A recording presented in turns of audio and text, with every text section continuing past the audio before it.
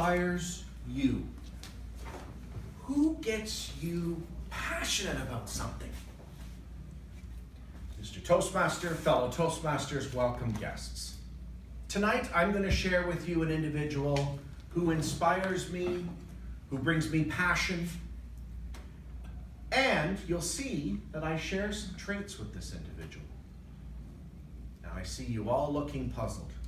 Who is this person that Steve's going to talk about? Elvis Presley.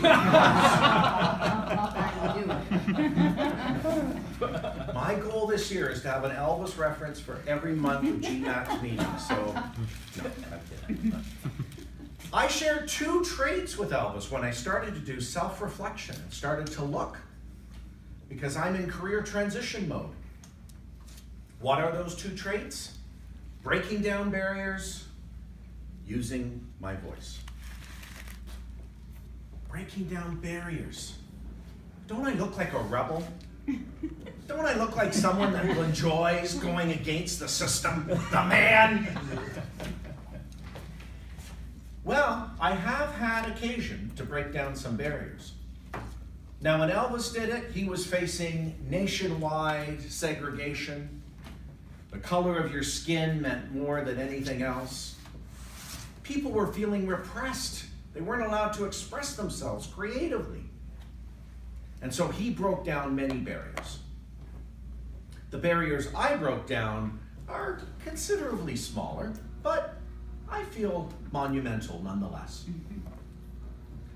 I worked for Sears Canada, and I remember the fateful day my store manager called me into the office and said, "Steve, you are going to be our ladies' wear manager." And I laughed. And he didn't. And I realized he was being serious. And so I became a ladies' wear manager for Sears. Things were going around great until I went to my first pantyhose product knowledge. Imagine me walking into a room with nothing but women and hearing jokes about my presence. What's he doing here? He's a man. Who does he think he is? I think he's in the wrong room.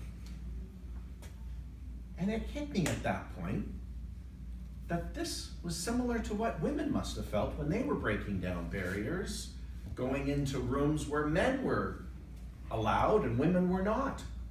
It was a reverse situation. And it stuck with me. My team afterwards asked if I was okay, because the jokes continued throughout the session. The facilitator would often make jokes at my expense. And I said I was fine.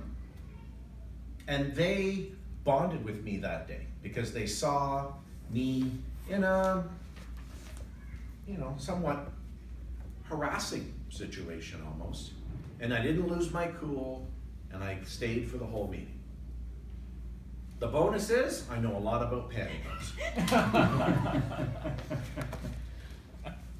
I broke another barrier. For those that know me, know my son is a ballet dancer.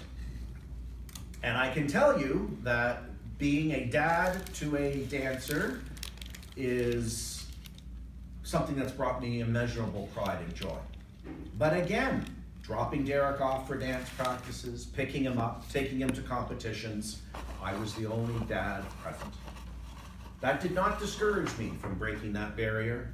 I was just thankful that I didn't have to do his hair and makeup like the moms did on their daughters. But again, I broke a barrier. I was a man in a woman's world. You gotta follow that dream to find the love you need. You gotta follow that dream to find the love you need. I've just butchered an Elvis song. But I do that to show you that you can use your voice in many ways. Elvis obviously used his voice, his singing voice, again, to show the world a different kind of music. I am using my voice as Toastmaster to project out things that matter to me and talk about things that matter to me. And all through my retail life, I had people coming up to me commenting on my voice. Not my singing voice, but my talking voice. And so as I'm back into a career transition mode again, I'm starting to investigate how does using that voice play into this, because I'm starting to feel that's what my path is. And so I'm investigating different ways. And I think I may not get the worldwide impact of Elvis, but I think that my joy and my satisfaction is waiting just around that corner. So I ask you, who inspires you in your life? Who gets you passionate about something? Look deeper. Are you already emulating them? Or is there something there that you would like to emulate? Follow your passion, and the good stuff will come after. Mr. Toastman. Wow.